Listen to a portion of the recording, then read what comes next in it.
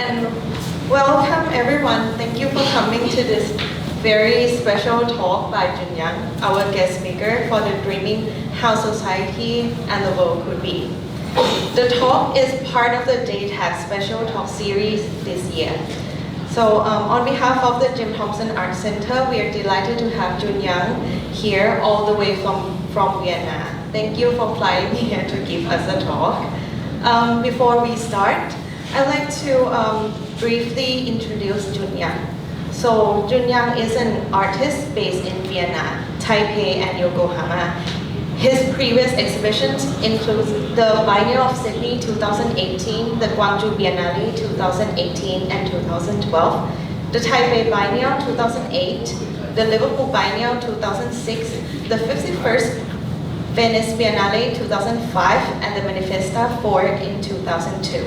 He concluded working on a series of solo exhibitions, retrospective, that start at the Art Sonjay Center, Seoul, continue at Kunsthaus Graz 2019, and was shown in Taipei at Guangzhou Museum 2020.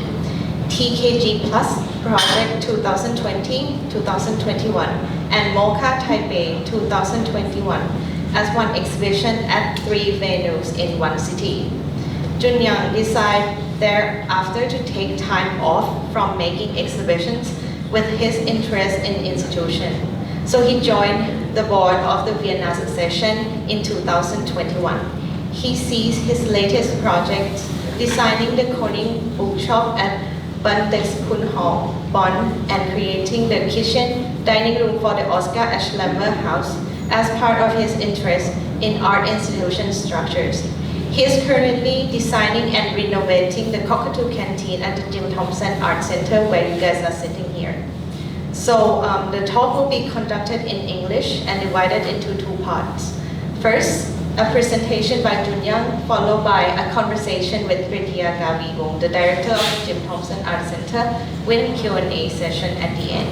So now I would like to invite Kun Ritya to give a brief introduction about the talk and this collaboration. Thank you so much, Jun. I'm super happy to have you guys here today and also to have Jun with us. We've been working together since 2018, and you see his very long profile, of working internationally, with different cities and different biennale. But for us, it's quite interesting to see how multiple roles that artists can take, in the art world. And tonight, he's going to give us a short kind of introduction about his involvement with 2 institutions in Taipei, in Vienna, and in Dessau, in Germany. And then after that, we're going to do a conversation, and I hope that everyone have a question for him as well. So the floor is yours, Jun. Yeah, thank you, and thanks for the Jim Thompson Art Foundation Center to invite me this time and giving me the opportunity to give a talk. When preparing this talk today, I thought I could give many different ways of introducing myself and sort of almost like a multiple idea of maybe one's own persona and also one's own definition of being an artist. So as in the beginning, as I was introduced, I could have, as you just heard, counted all the exhibitions that one has in big institutions or venues. But I could have also said that I was born in China in 1975. My parents moved to Austria during the Cultural Revolution. And therefore I ended up in Austria and grew up in Austria. But I could have also given you a biography where I would have said that I was the founder of several restaurants and hotels and did a lot of architecture in this context. So I founded several restaurants with my brother. But then I could have also told you about the important galleries that represent me or not. And that was the last introduction today, that I concluded a series of solo shows, and therefore in 2021 I decided not to make any exhibitions classical sense and not to make any classical artworks for the time being. I say for the time being because I believe artists don't really retire like sports people or other people. You continue being it, but I stopped making any exhibitions in this sense. So because of that, and because we're sitting in a new art center, the Jim Thompson Art Center with this beautiful building here, I decided that I would give a talk about 3 other institutions. It's important to think that each of these spaces that I'm going to talk are in a very particular place and a very particular time. The first will be Taipei Contemporary Art Center, which was founded in Taipei 2010 in Taiwan. The second is the Vienna Secession, which was founded at the end of the 19th century to the beginning of the 20th century in Austria. And then I will talk about the Bauhaus in Dessau in Germany, which was founded in the 20s and in between the 2 big wars in Germany. And again, I would like to express that it's very particular, that's why I mentioned the place and also the time. These spaces existed in the context of their society and time. So please, they are not meant as transitions or translations or models for ear. They're not meant to be models in that sense. So please take my comments neither as ignorance or as arrogance to what is going on in Thailand. Nevertheless, I don't believe art is a universal thing. I always believe art exists always in the context of something. And I like to talk about this context today in context also to the institutions. And another thing also to say is that I'm not an art historian, so please apologize for any inaccurate things that I say. So let's start first with Taipei Contemporary Art Center. It's a project, Taipei Contemporary Art Center is a project that sort of resulted of a project that I initiated in Taipei Biennial 2008. The backstory to Taipei Contemporary Art Center, or to my project, was that in 2006 I had a group exhibition at the MOCA Taipei, Museum of Contemporary Art Taipei. In 2007 I moved to Taipei for shooting a film. And during shooting the film in Taipei, the Museum of Contemporary Art, which was a foundation where 51% belonged to a private foundation and 49% belonged to the city of Taipei. In 2007, the city of Taipei dismantled this foundation and created into a city museum, which I thought was a scandal, which I thought is crazy, because therefore the independence of an art center was therefore lost completely. It became a tool for the mayor and also for the city cultural policy, which at that time, being quite naive and new to the city, I thought was a scandal, and I was surprised that there was no uproar. There was no surprise. I was surprised there was no discussion, no uproar at all. So, so that year I was invited to do the Taipei Biennial, and I decided that I will not do any exhibition project, but I will conduct a research project during the Taipei Biennial. The project was called the Contemporary Art Center Taipei, a proposal. And the project went to ask a contemporary art center in Taipei is, should, could, or would, what could it be? So it was more like a research project to think, you know, like what are spaces of our art and culture, what is the power behind? So the relationship between art, power, and let's say business, let's say. We conducted a series of what models did exist in Taiwan, in Taipei, what attempts were there to create an independent voice, to create an independent space.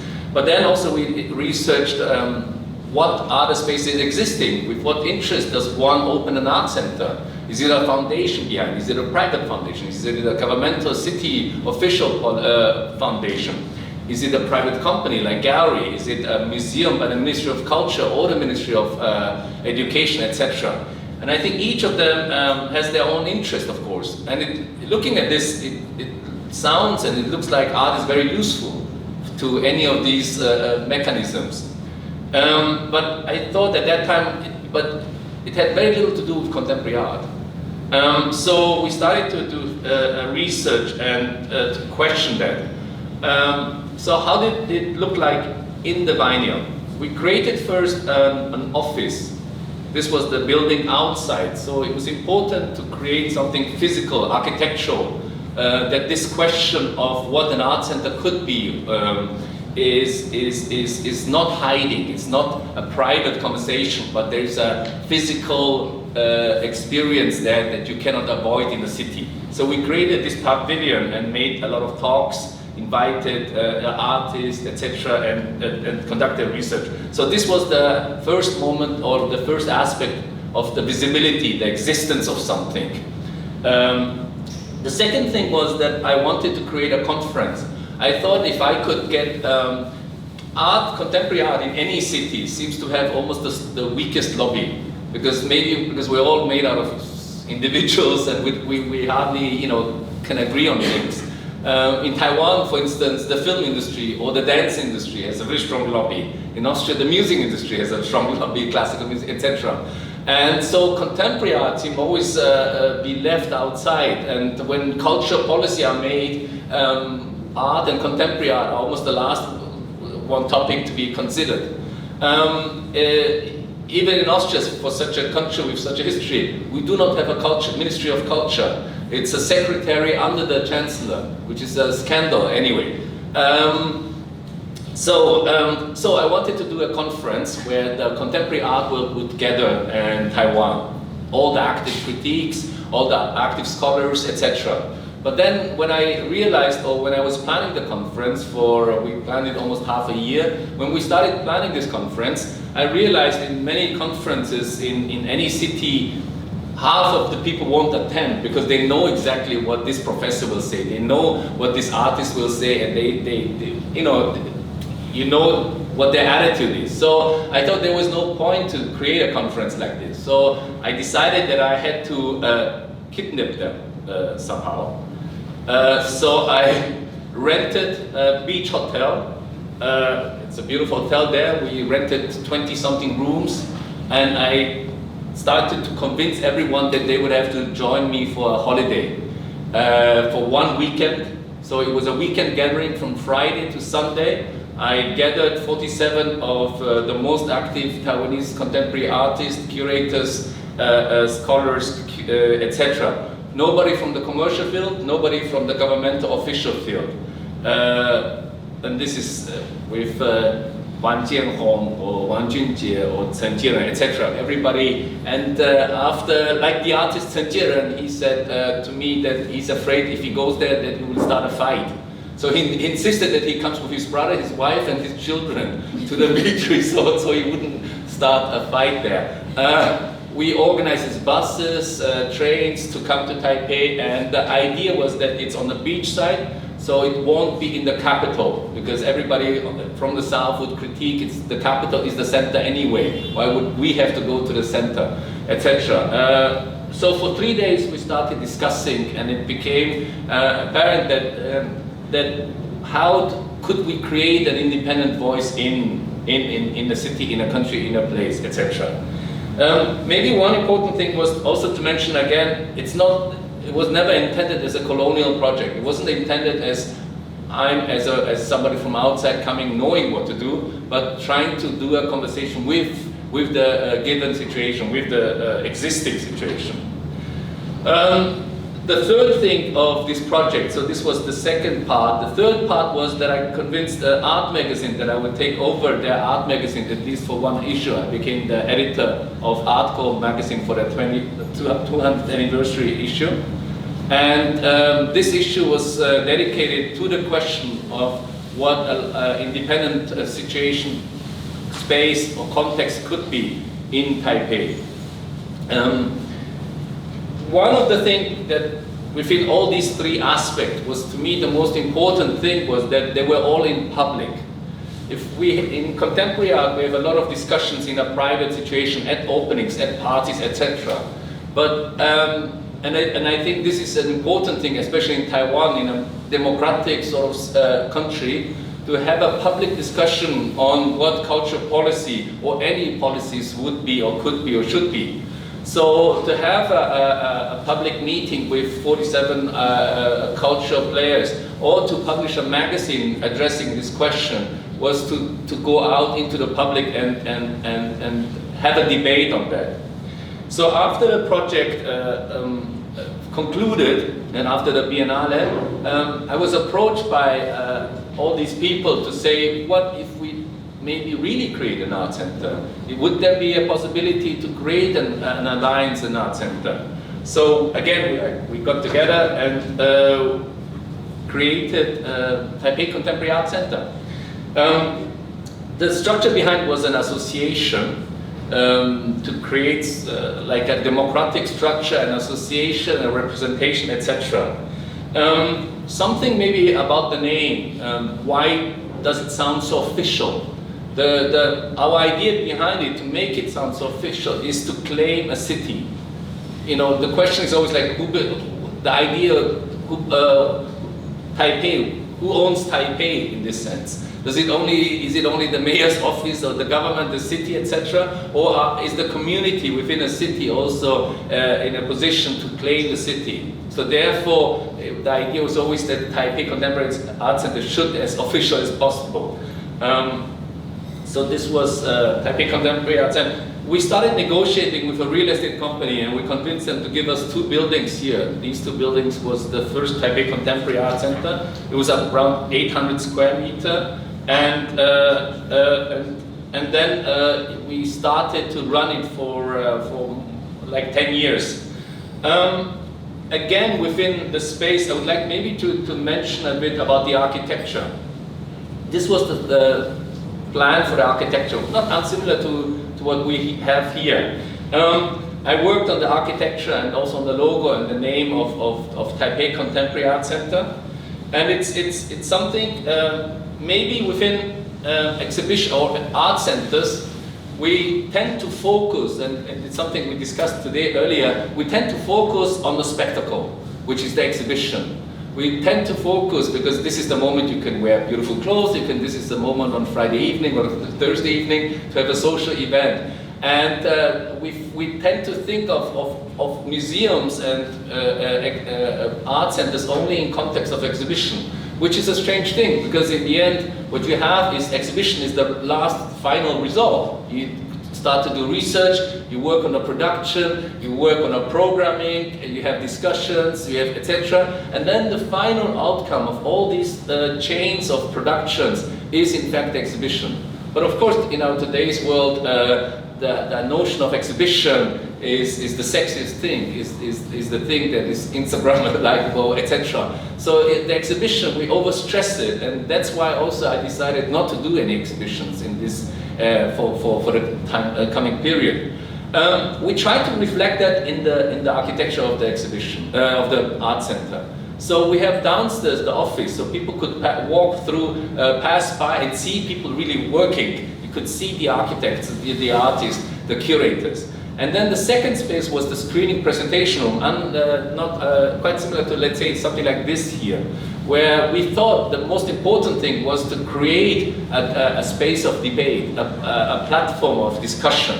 And then on the 3rd and the 4th floor were the exhibitions. So there was no necessity to go up, in fact.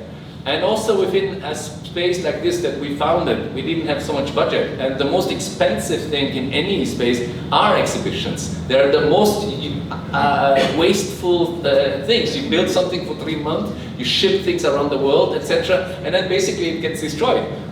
So we spent most of the money on giving presentations, giving discussions, etc. And debates, and a platform and a voice.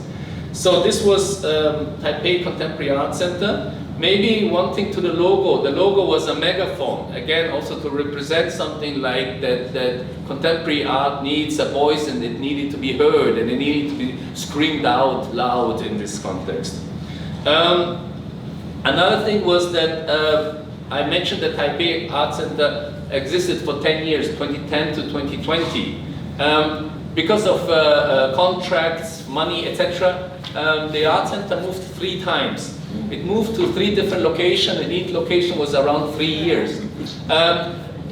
Something which started at the first without, let's say, the direct planning and thinking conceptually became something interesting. We therefore had 3 different teams of working on Taipei Contemporary Art Center. So therefore the software, the content changed, because the city of course changed. But it also meant that when the software changed, the hardware changed as well. What is the necessity? At one point we asked to have to maintain a space of 800 square meter. Do we have the budget? What is the neighborhood you're in? So the second space was only 250 square meters. Moved to the shopping area in the middle of next to a department store. The third space moved into the very old Taipei, the touristic old Taipei. So each of them had to redefine both the architecture, both the content, and both of the necessity of the space. So in 2010, we all got together again and discussed whether we should continue this art center.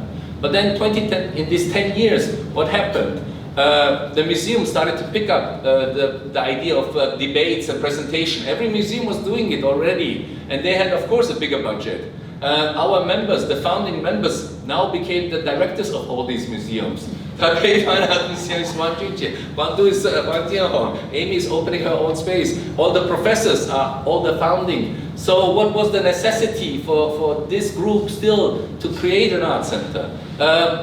We had to question that. Then we discussed it with the younger generation of artists and curators, and they thought it was such an inefficient thing to run a space. And because perhaps this is sort of like my nostalgia, sentimental idea that I want something physical. To them, the idea of an association was so abstract. They thought, why don't you just open a company? You can make money. You could just have it in a small space, or you have it online, etc., etc. So the definition of space, the definition of coming together or discussion was changed. So therefore, we decided that it would be good just to close it. So we closed Taipei Contemporary Art Center, and yes, and everybody moved on. It was, as it was mentioned, the last project for me to move to Taipei for this 10 years, and creating an art center, I avoided to make any exhibitions. I wanted to avoid that people would think that I came to Taipei and created this also to promote my own career. So I decided not to do any exhibition in Taiwan. But in the end, I had the opportunity to work with 2 museums at the same time in the gallery. And I decided to put it all together, to put all my exhibitions in one sort of basket, and I created an exhibition that was parallel at the same time in 3 institutions. And after that, I said I'll move out again. So I did. So when I decided not to make any exhibitions, I had a phone call from the institution called Vienna Secession. I grew up in Vienna, and I'm a member of the Vienna Secession for a long time. And more than 10 years ago, they asked me if I would join the board of the Vienna Secession. But 15 years ago, I thought there are other things that I'm still interested in doing. I'm not interested to run art space. I was interested to move to Japan, move to Vienna, to Taiwan, shoot films, etc. But then 3 years ago, when they called me again, I thought this is absolutely a wonderful timing. I'm interested now to contribute to an institution like the Secession. So I joined the Vienna Secession. I'm the vice president of the Vienna Secession. The context of the Vienna Secession. It was founded in 1896 by a group of people around Gustav Klimt, Josef Hoffmann, Kolo Moser, etc. It was founded in a time in Europe at the end of the 19th century when the idea, the notion of association came up. Instead of going into a historical reason why, I was interested in what is an association or why did it came up. It came up in a time where in cities like Nuremberg, Austria, Vienna, Munich, Berlin, etc., where the people in the city felt that they could claim the city, that they could claim what is going on, they could shape the city themselves. Historically, of course, in former times, it was the emperor, the duke, the rulers, etc. But in this sort of enlightenment era of time and emancipation of a city, of the community in a city, the idea of association came into existence. And therefore, in Germany, you have a lot of Kunstverein, etc., etc. And they all wear the name of the city. So not far from what I mentioned about Taipei Contemporary Art Center. And then at that time, there were associations in Vienna, but they were rather conservative. So Gustav Klimt and a bunch of people, they stepped out of the official associations, and therefore it's called secession. They separated from the existing norm of contemporary art or art at that time, and created a new avant-garde space, which was the secession. It's still today, so I can show, what is that? So this is Gustav Klimt, I'm sure you've seen it. This is the first board that he created. He was sitting here in the middle. This is the board that is now there. This is, as you can see, Secession was founded by a man-only group.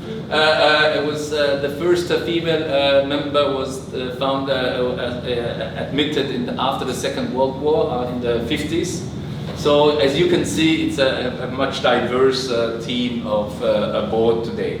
The Secession is the world's oldest independent art space, also run by artists. It's still the same structure as it was founded 125 years ago. It's an association, therefore it means it doesn't belong to the city or the government. It belongs to us, let's say, and we are responsible for it. So we have to sign all the contracts, we're responsible for the accounting and everything. Yes, so this is the main structure. As the board, we have to decide every decision making. We have 34 people working at the art center, and we have around 400 members representing Austria's artists and architects. So therefore, behind the exhibition space that is there, we also are representing Austria's artists and architects. Within the space, this is the exhibition space. We have every year 4 cycles of exhibition. We have 3 exhibition spaces, therefore around 12 to 15 exhibitions per year. And the difference, so this was the Kritz exhibition in 2002. This was for a Kritz exhibition in 2019. The difference maybe between the Secession or why the Vienna Secession is rather different to any other art center in let's say existing or museums is that we as the board make the decision who is exhibited there, but then every artist is invited with a carte blanche. So they are invited to come up only with one work, a new production. The Secession will produce it and it will be shown there. No retrospectives, no mid-career exhibitions, no necessity to show your best, the best of anything. And our curator is there to support, to do the production. They are not there as in many times you would start to work and the curator and the dialogue exists. We have a dialogue, but the curator is not there to determine or give the direction. It's there, and that's why I think artists are quite happy to be invited there, as they are free to create an exhibition.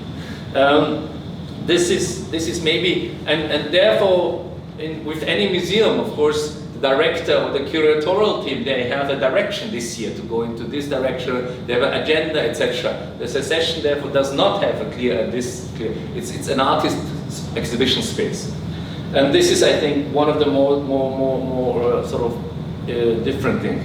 The Secession sometimes do also group exhibition. In 1997, Cities on the Move exhibition by Hans-Ulrich Obrist and Johan Roos started the Secession, was commissioned by the Secession for the 100th anniversary of the building. And I was there at that time in Vienna, and it was my first time to meet all these today heroes of, of Southeast Asian or Asian artists, from Rückert, Nawin, etc. This is a poster by Nawin. All these artists were there, Rein Koolhaas, Ole Sharon, all these people were at that moment. And it was the first exhibition that really expressed sort of like East Asia's rapid change and urbanization and development in the 20th century. It was the first time, and it was a crazy project, really, and it moved on, and I think even until today. It was in Bangkok in 1999, And it was not in one space, because at that time there was no real museum of contemporary art center. It was spread in the city. So I thought it's something that, of course, also gave me an incredible impact as a student there with this exhibition. And even when you see here the screen, the roof, it's a roof where direct sunlight comes in. But at that time they didn't use glass; they used fabric. So the entire roof was created with a fabric. There is not a single light bulb in the exhibition space. So it's almost this holy sort of space.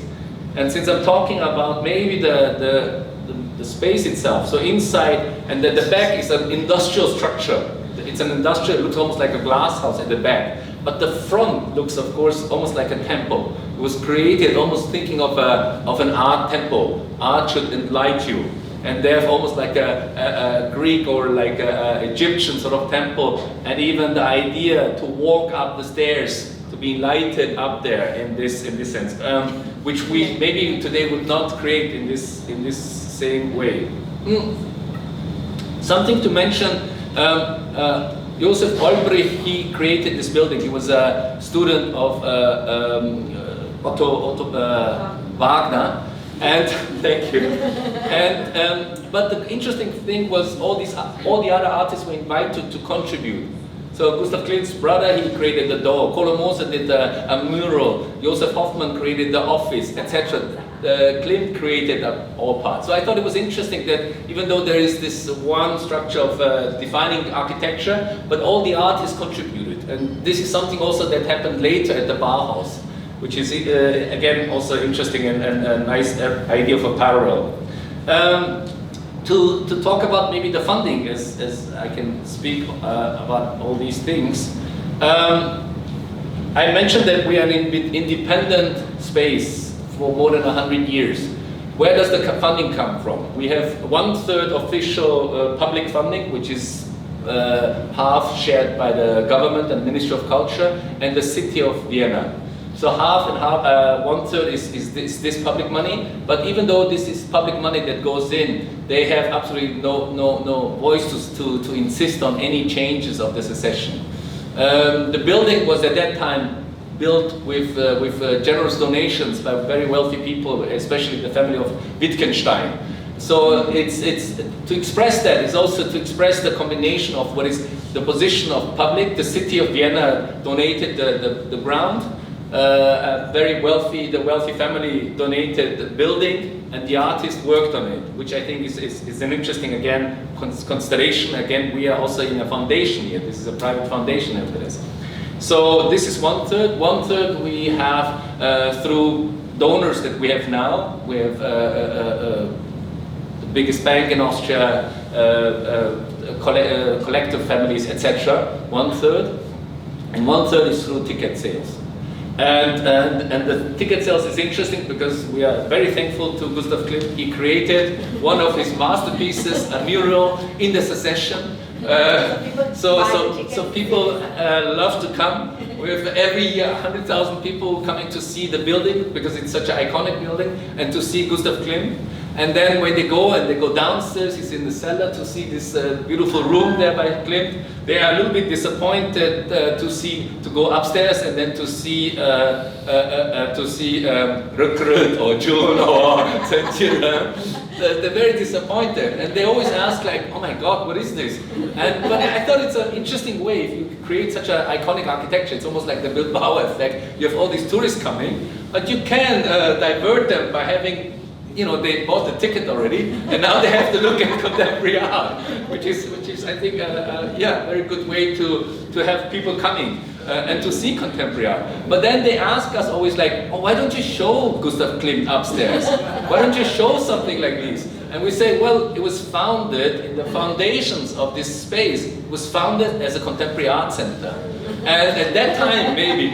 So, for instance, the first Van Gogh was shown at the Vienna Secession in 1905 or something, because it was at that time contemporary art. Nobody had seen Impressionism in Vienna, or not in that extent. So Van Gogh was, and the guys, if I may say, the association bought that painting, so there's only one Van Gogh existing in Vienna. In Vienna, but the government took the painting afterwards. Anyway, but it's still. So I think this is interesting. So we say no, of course not. We cannot show Van Gogh or Klimt. Our job is to show what is today contemporary, what is contemporary art today, and that maybe leads us to what is written on the entrance. It says at our door, to each area its art, to art its freedom. So what is contemporary art all the time, anytime? And what is the freedom and the independence we have as artists or art spaces or cultural, yes. So just in case, I just also translated. Can you say it in German? The German, die Zeit ihre Kunst, die Kunst ihre Freiheit. So, so this is maybe, so from here maybe, I would like to move on from, let's say, just so, for me, we changed a lot, and I will not go into the details of what we, as the board, or let's say my contribution, or the board's contribution has changed the space. But maybe the most important for me to join this institution was to think again, what is today contemporary art? What is such an old institution? What can we do to contribute to within a city, etc.? So maybe from one icon, which is of course this icon of kind of at the edge to modernism, I would like to move on to the next icon of modernism, which is the Bauhaus in Dessau, or it was founded in Weimar. So Bauhaus was founded originally here in Weimar. You have Dessau here, and of course Berlin. So this is where Bauhaus is. And the name even Bauhaus, or the movement Bauhaus, was founded by a gentleman called Walter Gropius. It was first a craft school, let's say university in Weimar. But when they had the opportunity to, or when they had to move out of Weimar, Walter Gropius gathered like an A-list of artists and thinkers together, and they all moved to the city of Dessau. So this is again the city of Dessau, and so he gathered people like Kandinsky, Paul Klee, Maholy-Nagy, or Oskar Schlemmer, and he gathered and created this school called Bauhaus. The reason why I'm mentioning Bauhaus is I'm working on 2 projects at the Bauhaus, and I thought it's like I said, I wanted to talk about this in my personal context of working with institutions at the moment. So why was it in Dessau? They approached Frankfurt, Berlin, and many cities, and the city of Dessau at that time was very left-wing. It was an industrial city. The Junkers, these are the airplanes, were produced in that city. So they had a huge, strong industrial structure there. They were very innovative, working with aluminium, with metal, with steel, etc. And this was something that that was very appealing to Walter Gropius. If we think that Weimar, if we think of Weimar, it was still the idea, art, architecture, production, culture in the context of crafts. Everything was still done, woven with hand. The wood was cut still. But once it moved to Dessau, it became art and architecture as an industrial thing. What if we produce this art now with machines? With the newest technology, with creating prototypes, with creating objects and etc. So it was almost like a Gesamtkunstwerk, where all the aspects of working, teaching, experimenting, workshops came together. And maybe just to show, like, so this was the structure of the space, but this thinking was translated into the architecture. It was built into each single space. And so this is basically the translation of the idea, the students living together, etc. And Gropius built, Walter Gropius built the main architecture, But it was Breuer designed the chairs. All the other people contributed by inventing the lamps, the handles, etc., etc. So again, it was a Gesamtkunstwerk also in the context of all these brilliant minds working together on one building.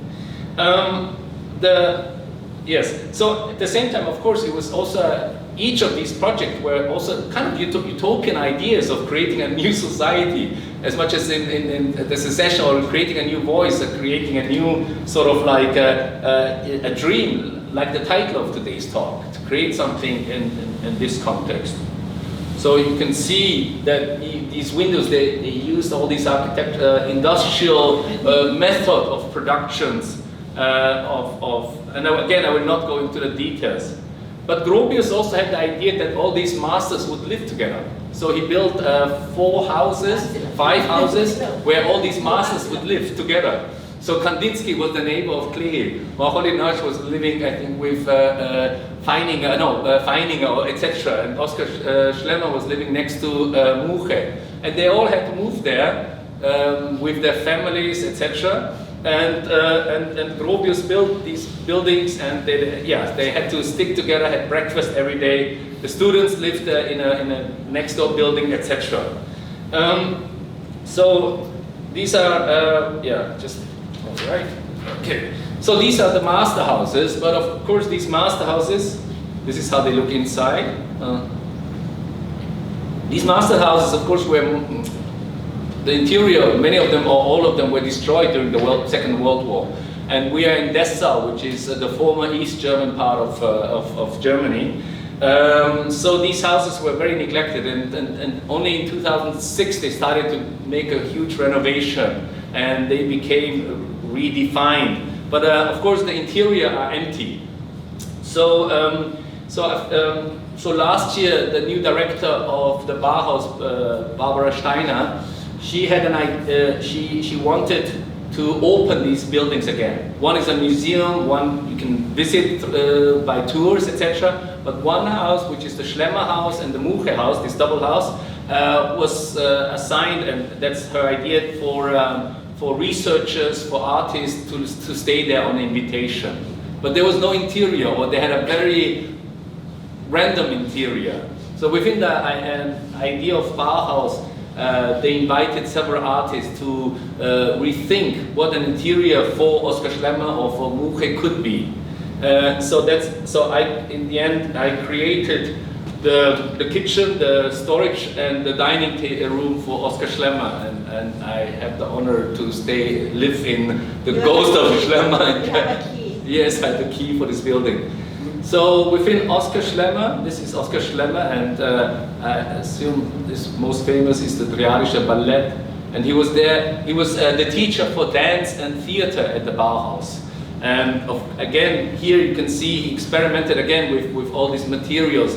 He had a series of dances that were called metal dances, or wood stick dances, where people were wearing these materials, and the sort of like the dance, the theater, and the narration had to be in conversation with these materials. I was interested in creating a design where I would reference both the notion of ballet, the notion of theater, and also Oskar Schlemmer's sort of form language of these materials. So yes, this was the design. I can show you, maybe I have here, yes. So the idea was to create, for instance, a kitchen made of only stainless steel, but it's a kitchen that is in the center of the kitchen space, where you almost dance the whole time because you have to run back and forth on both sides. It's again, steel was a material which references the metal dance of Schlemmer. This is where a shelf used to be. This is out of messing, and again also within this golden color, a shelf that has this construction of sticks that Schlemmer used, and a dining table with a lazy Suzanne that is almost, of course, a Chinese reference, but then also like a ballet that is almost spinning like these ballet clocks that you have. So this is the space, and after this, I'll be going back to Dessau because we'll be opening the space of Schlemmer. Within this project, I proposed something else. Within my proposal for Schlemmer, I was thinking, what furnitures or what chairs should I use in this building? And then, of course, I thought of all these iconic chairs at that time. At that time, the chair, which we call the cantilever, was produced. They did at that time research, and it came out of these tubes, these gas tubes, to create a chair without 4 legs. Let me say, a cantilever chair. And of course, I will not go into the copyright fight afterwards between Mies van der Rohe, Matsdam, and Marcel Breuer, who came up with the first cantilever chair, and etc. But I was interested in like these iconic chairs. What do they mean today? You know, how do we look at them, regard them as design icons, and etc. One thing was that at that time, Marcel Breuer was a student, he was a protege of Walter Gropius at the Bauhaus. But then he came up with one of these cantilever chairs, which is, this is the first one, the B40. This is the office of Gropius. And he designed the office while he was still in Weimar. When he was still in Weimar, he designed it with this. This is his sofa, his famous table that moved around the world. This is one of his working tables. And you can see the crafts notion within this room, the crafts idea of Weimar and the old Dessau Bauhaus. But once he moved to Dessau, and Marcel Breuer created this chair, he liked it so much he put it in his office. And I think this is the interesting or visual sort of example of the difference of, say, what Bauhaus or the notion of industrialization within the context of design and art is or could be. So when I mentioned that I'm interested to think what these chairs mean today, the jury liked it so much they invited me back to say maybe I could do a whole project for the entire main building. So the main building, so this is again Breuer. But then, okay, talking about what it means today, this is also a cantilever. So this is by IKEA. Yeah. You have, of course, then, these ones, but then you have also a bit more tackier versions of these chairs. And they're all cantilever chairs. They're all from that moment of Breuer, or this one, or yeah. So what will I do? I'm working both with the company Tecta, we're working with Tone and these companies, but to do a re-furnishing of the entire building with both authorized versions, original versions, copies, fake versions, IKEA versions, tacky versions. All these things will be now in the whole entire building, and people can sit on them. And it's also a take on at that time it was interesting because when Breuer made these chairs, a German company approached him and he sold the copyright to the German company. A week later, an Italian company came to him and he sold it to the Italian company at copyright. They never thought at that time that you would order today a chair from France. They never thought that there would be a global situation where one would order a silly chair from other things. And one of the reasons these copyrights are also quite difficult is because at that time they sold it to just any company that wanted to produce them. And so it's interesting in that sort of context of today's also global production, but then also global fetishism of these chairs, because you would order and you would want them from the Knoll International or Vitra, etc., and they would be flying around the world. So this is a project that I'm working on now. So, and this is almost, comes, yeah, all right. Oh, I talked. All right, so it comes almost to the conclusion of my talk today. I wanted again to stress that each of these projects was very much in the time and in the time of the founding of these spaces, but also in the social context of these spaces. But I also didn't want to make them all like success stories, because you can also look at them as failures or not failures, because Grovius left 2 years later. Then Hans Meyer became the director, and then Mies van der Rohe became the director.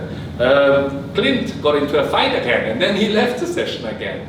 TCAC, Taipei Contemporary Art Center, closed after 10 years. So I don't want it all to sound like I'm telling all these beautiful, now mystified stories, but there are also context, you know, of what happened afterwards. Bauhaus then moved to Berlin, and then eventually it was closed because the right wing and the Nazis came to power, and everybody fled mainly to the US, to Israel, etc., etc. But I don't want to look at them as failures. I'd rather look at them as dreams or attempts to think of how society could be. I like to look at them as our sort of even attempts of creating an avant-garde, another step, something, and also as our attempt to think what all these spaces or things mean in our contemporary reality. So again, it's none of, even in my contribution, none of them are radicals. They are more thinking a conversation within both the space and today's reality. So as an artist, I always hope that I can do and have an impact. And I don't see myself really as a political or a social activist. I see myself in the first and foremost as an artist, because I like to contribute things. I don't like to sit here criticizing and complaining things, but I like to create something. I'd like to, you know, work on this cafe. I'm happy to be in Bangkok, etc. So here is something that, even though, you know, I believe in the power of the critical power of an art, and I believe as an artist I do have such a responsibility.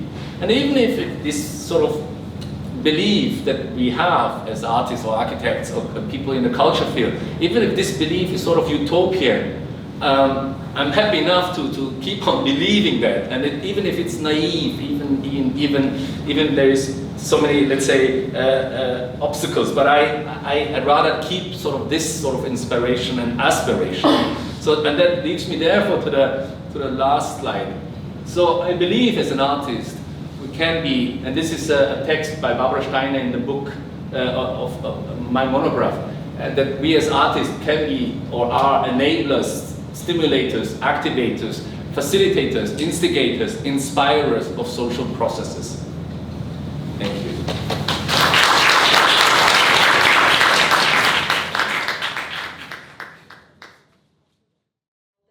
Or the energy that he sent to the end, the back of the room. You need more coffee? No, thank you. I think he already said it all, and actually I want to ask two stupid questions, and then I open the floor for the public. So of all these three projects, right, so which one do you think is the most exciting and challenging? I know that it's uncomparable, but I just want to ask this. I think each of them was absolutely, is I think, challenging, and because each of them had a very different context. Like I said, 15 years ago they asked me if I would like to, if I would consider joining the board of the session. I thought I was not ready. I was not ready to sit with a group of 12 people and make compromises even, let's say. And I think therefore each of them had absolutely their reasoning to, I would not go back and think about creating a contemporary art center, Taipei Contemporary Art Center at this moment. Yeah. Because I don't think that there is now this necessity.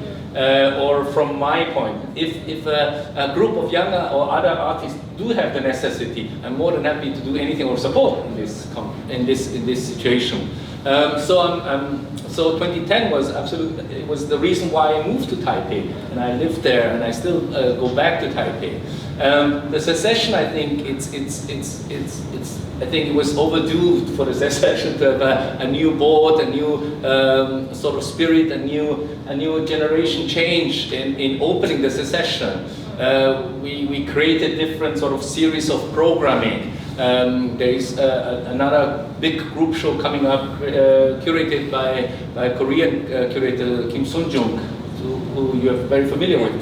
So now I thought I could contribute to an institution like the Vienna Secession. And I want to stress that even though I see all of these aspects as artistic work. I mean, just simply that my galleries cannot take them to the art fair, or, but I see them fully as completely artistic work. So I do not see myself as a curator or museum director. I'm not interested in these politics or running a space like this. But I see them as something I'm interested in doing now. And with the Bauhaus, of course, I'm working on these two projects. But then in the end, because I'm almost there every 3 months in this building and working with the director, I started to engage in changing also some of their spaces. Which is, I'm working with the shop owner. We restructure the shop. We restructure the entrance, the narration of the visitor, etc.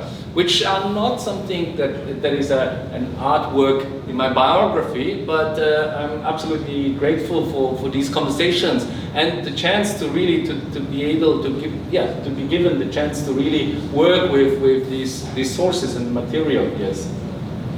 So maybe you can share more about your experience with the Bauhaus, and you because when I just met him, like a few days ago, I said, oh, I have a key, about Sherman's house. Did you ever see the ghosts? It's a bit of a creepy building. Because, I mean, in every apartment or house that you have, or unless you build it yourself, but normally wherever you live, of course people live there before you. People lived there before you, but the good thing is you don't know who lived in this apartment. You don't know who slept in the sleeping room before you, and you don't care, you don't want to know. But in Oscar Schlemmer's case, I'm lying in this sleeping room. I know I have his picture. I know, I've researched pretty much everything I was interested in. His children, he had 3 children, his wife Tut. The family lived there, he had breakfast with Klee, and I think he did like Kandinsky or something, like all these stories. And you are there, and you are basically living in sort of this ghost of Schlemmer, yes.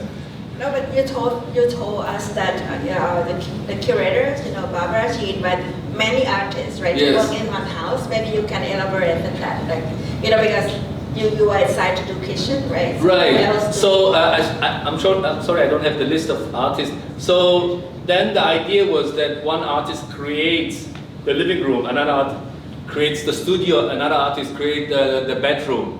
So, but there was no direct conversation amongst us. So she came up with this idea, and there was no direct conversation. So we did not know how the living room looked like, etc. Which I think is also interesting within this, like I mentioned. Exquisite corpse. Yes, it's within also when the Secession was built, each of the artists contributed, and there was no discussion. Let's say I thought, somehow I feel also happy that, even though that I'm invited to create the cafe here, and I had the honor to meet the architects of the building, but I tried to, because I reacted afterwards, so I tried to do sort of like a reaction to the material used, the color scheme of the building, the structure of the narration of the building, etc. So I thought this was interesting, and so do we as in the original Bauhaus, but then also in 2023-24. So to create this sort of dialogue, and yes. It's good that you mentioned about cockatoo. Maybe you say a little bit about this, because don't spoil too much, okay. Because we're gonna do another real opening right. in 2 months. But maybe you can give us a glimpse of the idea. When I was invited, and the first meeting we had was in fact 2019. Yes, and we came here. So I was given a meeting with the architect team, and we looked at all the design, the material, and at that time here was a big construction. I'm thankful for Gritya giving me a chance that I was allowed to participate in a real conversation with the art center, and not that it's all finished and therefore I just come and paint now or maybe hang up something. And to me the challenge therefore was to in a conversation to think, what could this room be? Is it a shop? Is it a lecture space? Is it multifunctional? And how can this multifunctional be translated in a design and the contribution that I create, or the restaurant? So this is also going into that without being asked, I proposed that the cafe, this second floor should have first floor should have a name by itself. So I thought it would be interesting, and I looked at Jim Thompson. Dear Jim Thompson, he was always, and I read articles that he was in fact running around in the city, going to parties with his white cockadoo in town. And it was the cockadoo's name was Cocky, I think. And I thought, and there was his companion. I thought if over there, the house, the famous Jim Thompson house, is Jim Thompson, where he lived, where the aura and the famous person is there, and the architecture, maybe this one is the companion. The little companion next to the big famous one. So maybe this space here could be called the cockadoo. And that's why we then worked with a designer in Holland, a Thai designer, to create a logo, to create the name. And it gives it something also quite rather human. It gives it something cute. It gives it something away from the legend, let's say, the already existing legend. And I think therefore I'm happy that this conversation was possible. And I think this is also what contemporary art, with all seriousness that we create, we also try to, yes, fun and also some happy moments and something that is lighter, let's say. And yeah. Before I open the floor, the last question, you have to give us a secret. Why Succession can stay at more than 1 century as an art institution? What is the secret recipe? Maybe I think this is something, because it has to reinvent itself every time, again and again and again. So, as the board, they have everything, they have really a carte blanche. The budget, it's still a rather wealthy art center, and each board tries to redefine the entire sort of structure. We try to, of course, keep certain, it's an exhibition space, it's not gonna, etc., etc. So to redefine this is the challenge, and I've been now part of it for 4 years, and I think I'll do it maybe another 2 years, but that's about the time where I think a different group of people should come in and work on it. So I can only see the necessity that I have. We restructured the catalogs that the Succession produces. It's a new format, it's a new thinking behind the catalog. For instance, once the catalog is published, the moment it's published, it's also available for free online as a PDF. We had a huge discussion with our publisher because they say, what's the point in printing it? And there's a right to ask that. But then we created something with the physical catalog, but then also the online. So it's something that we thought was necessary, but might not be necessary with the next board, etc. So I think what it keeps it fresh and why it keeps it existing, and nobody really owns it. We're just having it and we're holding it and to preserve it for the next group and next generation, etc. So I think this is I think it's important also to know when your time has come to move on, let's say, and for the space to move on. And I think this is something not to cling onto it forever, yeah. And we will discuss another thorny issues about money. Like we are here, in front of the shop, which you feel free to shop after this talk. What is the best seller in product in Succession? Well, I mean, not only in the Succession. In most museums, in my experience, is postcards. Postcards are the best-selling items at the bar, because everybody who comes there goes there, and postcards maybe €1 or €2. But if you buy a catalog, it's maybe 10, 20, or 30, etc. So these are the best-selling items. But because when we became the board, we looked at it and we said, oh, come on, you cannot. I created a different shop once for a museum, where I created the museum shop, and I insisted that we should have beer in the shop, sandwiches, apples, and etc. Because I thought it's strange in most exhibition spaces, museums around the world, even the best houses. You go in there, you have the most challenging, critical exhibitions about maybe economy, about world policy, about anything you can imagine. And then you go to a shop and then you see Andy Warhol mouse pad, Edward Munch mug, and you think like, oh my God, or a pen or eraser. And I thought, how uncreative is that? So for the secession, we've now changed the assortment, assortment of the secession. For instance, we invited an artist to create a perfume, a perfume for the secession. It's quite expensive because it's like custom made and everything. And it was, the artist started to, it's an artist working with scent. So he did a scent that was a reproduction of scents of 125 years ago. 125 years ago, I'm not an expert on it, but they were the first artificial produced on a big quantity of natural scents. It was at that time when it was possible and experimental, and it was artificially produced. And at the time, there was one perfume, Royal something, which was very popular in Central Europe. So most likely Clint and these guys, they all smelled with this. They use it. And so Michael Part, who is the artist, he created a perfume quoting that, reproducing these artificial scents, but they're highly toxic with today's sort of environmental friendly, etc. idea of how to reproduce a scent like that, etc. So we've been working, or like I initiated to work with a chocolate company, the oldest chocolate company in Vienna. We created one edition, and it was the first design they did after 100 years. They had not changed anything, and we created, because it was around the same time. So we started to discuss what could be interesting projects or product. The other thing maybe just to mention is what we've done, and I think this is something also we discussed over dinner, is we have a series of podcasts. Every week we create a podcast, and not because it's a postcard, but it's an audio archive of all these artists that they're old, there are some retired, some are in their 90s, etc. And it's, I think, so important that we got a special sponsor to create a series of podcasts. But to us, it's our work. It's a work to create an archive, and this is something we discussed. That I think something like this is something absolutely important also in any cities, whether it's Bangkok, Taipei, or Vienna. So this is something we are working on, and of course it's not something that is so big visible at all, but it's a very important contribution with architects, with artists, with etc. Culture people in the cultural field. Yeah. Okay. Yeah. Any questions, everyone? Especially who runs the organization,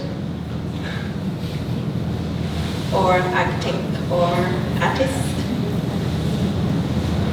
มีไหมค่ะเชิญค่ะคุณมาริยา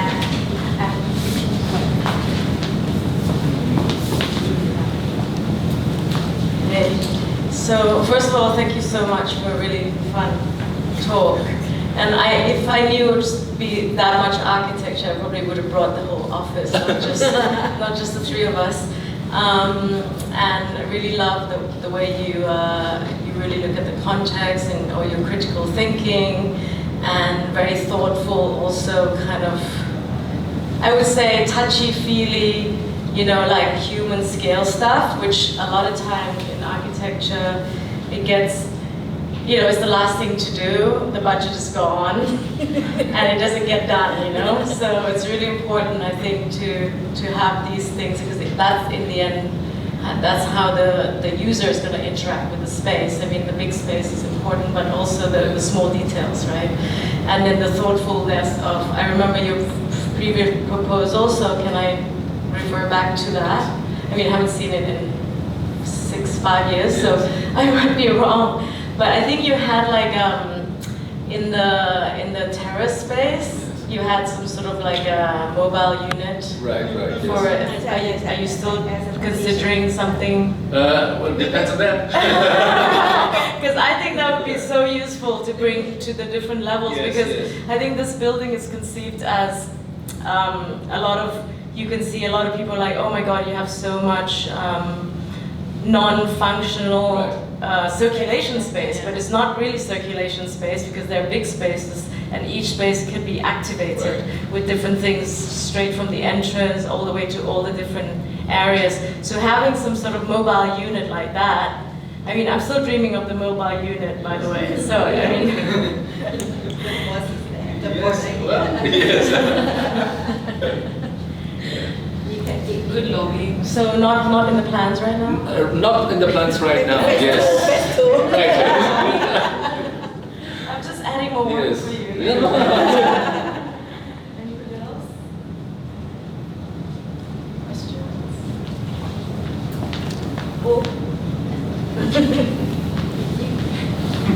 But maybe one thing just to mention, it was my strong wish, and when I was asked to create this space, to create a connection with the Jim Thompson farm.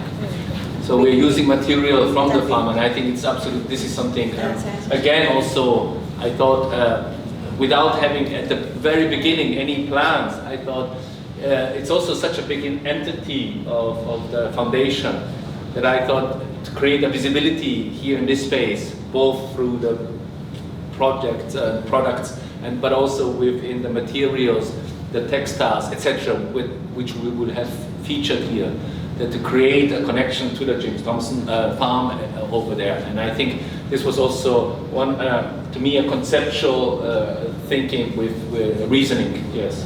That was one of the first things we thought about. That's why you have all the bricks and all the kind of earthy colors. Yeah. So that's great. Yeah. So you bringing some plants and trees? Well, I mean, the plants are spread all over the space, but mainly we're working with the textile, the wood, etc., that is being used in the farm as whenever each year there is one month that is open, and people have these benches, they sit there. When I was there, I could still see the weaving of these traditional patterns, traditional materials, and I thought it's an interesting context to, of course, the brand Jim Thompson. But also people not connecting here and the farm. Right, so it's just a presence to have here, I think is or can be really interesting. Yeah. Well, maybe the question is about money.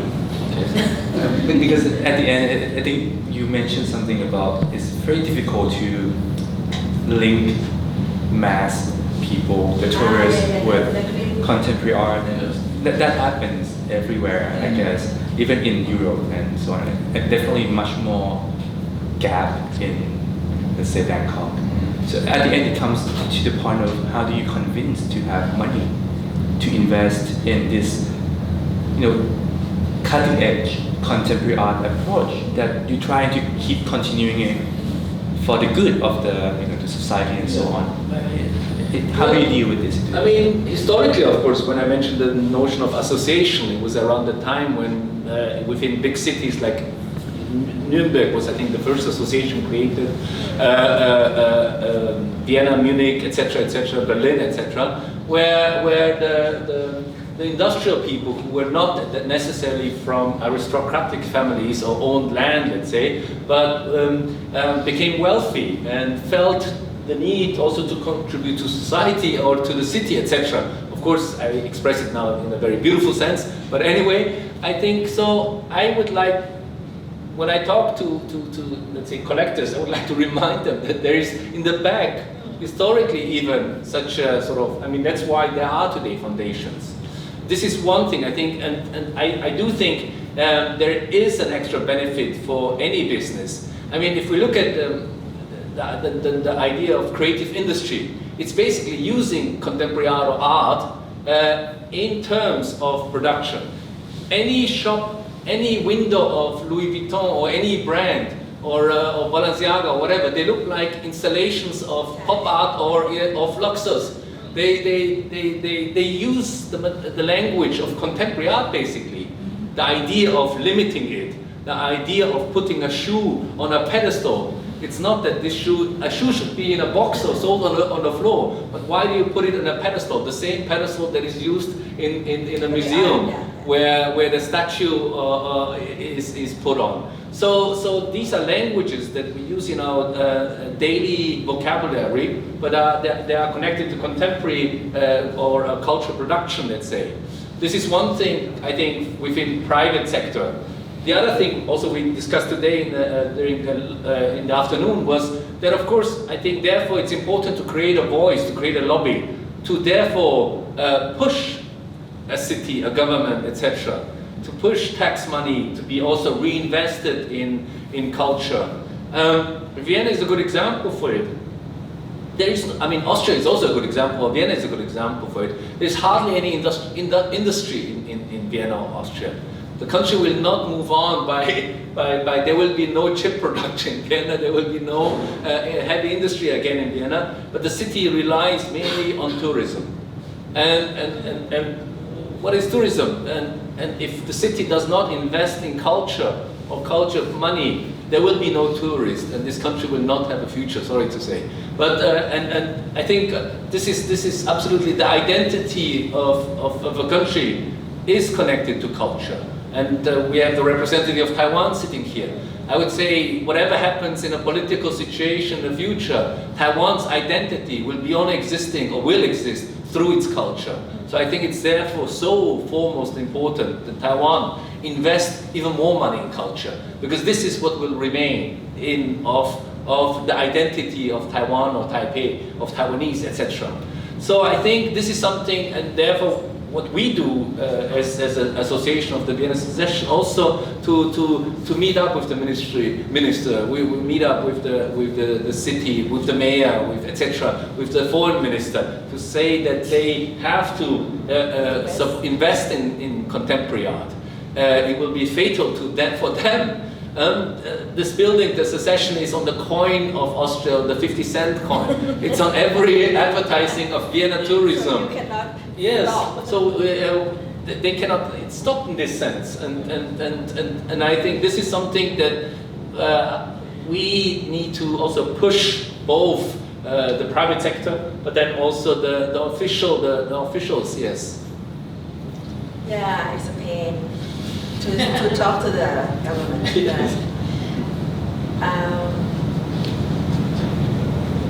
But you also have a tax bracket. I think so. Yeah, we have. I mean, Because no, we it's don't not have as generous. No, it's not as generous as in the States. There is only a certain amount you can sort of like. It's not as generous, let's say, as the tax rule in the States, where you can donate to cultural institutions.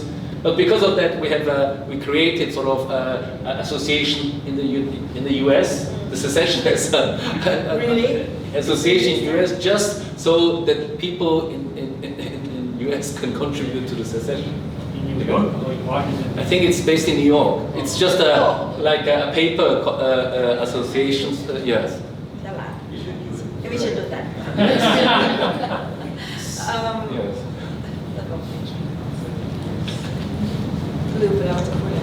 I forgot what to ask, but any questions?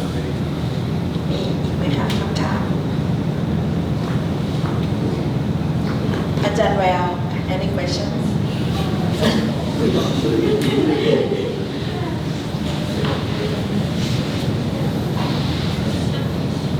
ดูลินได้เวลานะดูลิน Are we okay with time? Yeah. Okay, so no more questions. So June is here until the 18th. You can come by and talk to him. He's gonna hang around in this canteen. And so to just wrap up, about the connection that we want to do between here and the farm. To give you guys a note, please mark the calendar that we're going to open the farm, and the art center will take care of the other farm, and we will bring a lot of artists from the north to the northeast, and so it will be more invisible than before, and I hope to see everyone there, and then make sure that you do some shopping here. And thank you so much, June. All right. Thank you. Thank you.